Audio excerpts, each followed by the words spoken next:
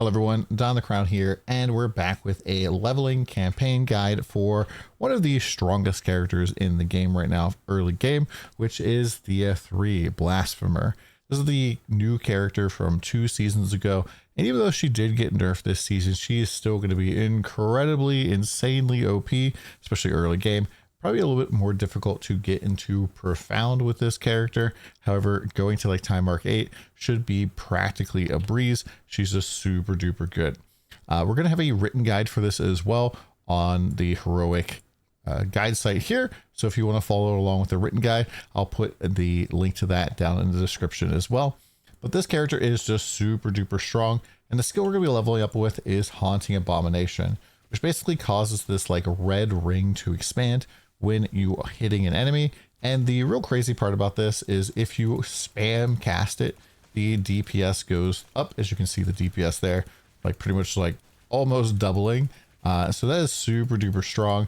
And so as you're going and fighting bosses and stuff, you can just spam cast, but also as you're going through the campaign, you can just cast it on enemy and keep running away, and it will continue to do damage. And this just makes it so it's really super easy to level up. I just did like a campaign run in like a little bit over an hour on this character. I think it was like an hour and 11 minutes.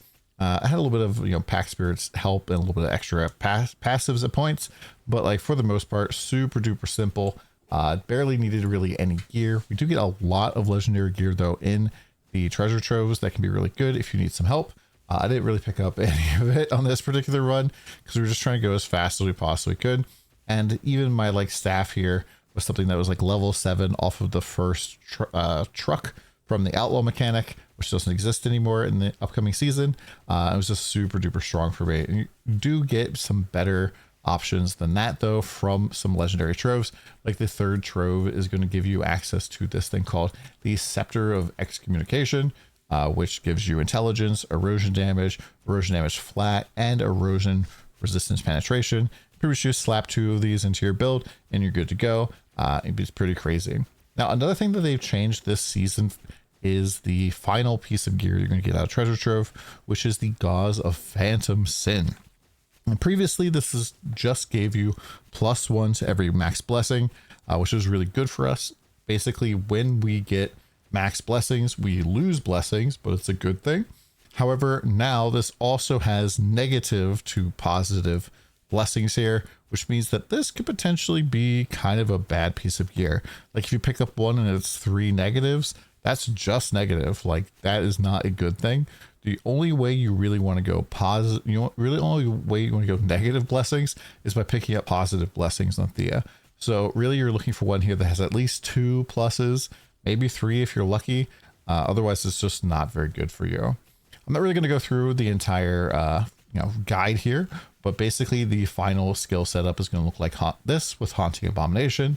We're using 2 shadow dashes here to move around. If you're not familiar with the movement skill tech, basically if you have 2 movement skills that have charges on your bar and you use 1 each, both of them will charge up at the same time. So instead of like if I dash twice, I would need to wait for 2 charges to build up. The 2 charges build up together. And then as long as you do not consume the final charge on either movement skill, it won't affect the cooldown of the other skill. However, if I press R here 3 times, my W skill will actually go on cooldown, which is just kind of like a little nuance to having 2 skills like that. So as long as I just use the movement skill when it has 2 charges or more, pretty easy to just kind of teleport a bunch. Obviously, you can use the last charge for like moving up to a door, a boss, a cutscene or something where you're gonna have to spend some time. But that's pretty much the technique there. And I have a little written section here if you need a little bit more. Now, the hero trait for Thea 3, if you've never played her before, is that basically she gets blessings every 2 seconds. In the following order: focus, agility, and tenacity. This kind of goes around. And anytime you get a max blessing stack from any source, it actually decreases the number of blessings your character can have, but it increases the stacks of the debuff that you can place on enemies here. That's called desecration. And so this is based off of how many blessings you're kind of sacrificing, increases the amount of desecration that you can apply to enemies. And desecration is pretty crazy because it increases the damage enemies take by 15% multiplicative damage per stack. So the more stacks you have, the better it is. Tends not to be really good to stack this too much in endgame, because otherwise you end up like mowing down single targets. But enemies that don't have desecration on them don't really take any damage. So you want to keep that kind of balanced as you make an endgame build. And really it's like this super duper fast and easy to level up. Our second trait gives us basically free explosion. Enemies that are within 6 meters of a desecrated target have a 30% chance to explode when defeated, and they deal like a huge ton of damage to everything around it, which makes killing bosses and stuff pretty easy because enemies are within that ring and they just explode and die. For our passive trees, we go Goddess of Deception. Let's pick up erosion damage and deterioration. Deterioration is basically a kind of delayed damage hit that only works for like physical or erosion damage. And we pretty much want to get that up to 100% chances to apply the deterioration, which is pretty good. Shadow Master also helps out with that. We get Dirt, which gives us some more damage applied to life. This is like kind of an okay multiplier, but it's additive multiplier with other sources of it. So Dirt does get weaker over time. And then lastly, we're probably going to pick up Warlock, but you're not really going to end up getting all the way through this tree here. And you could potentially also go and do Lich instead. Like I barely got any points into my third tree as I was going through the campaign. It's just your third tree kind of doesn't matter until you're like looking to progress into the time mark periods. And yeah, that's pretty much it for the guide there. One thing to note is the Overrealm mechanic itself that we have coming up this season.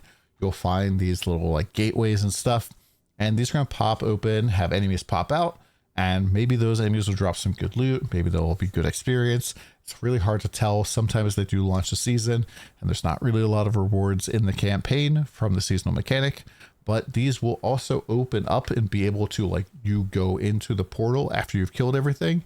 And for the most part, I'm going to guess that that is not going to be worth doing in the campaign. You can try doing the first one that you find and seeing if it actually does crazy loot, crazy gear. But we get so much insane legendaries from our treasure troves already that really that's like all of the experience farming and stuff that we want to do anyways. Most of our gear ends up being legendary, so I don't really see Overrealm giving Thea 3 all that much stuff. If you want complete step-by-step as to like what to put in at what points into supports and what treasure troves and stuff to look for, that's all in the written guide here as well. And hopefully this video helped you out. Come to the stream and we'll see you guys again soon. I'm gonna be starting Bing 2 this season. Hope you guys have a good run with Thea if you decide to go with that.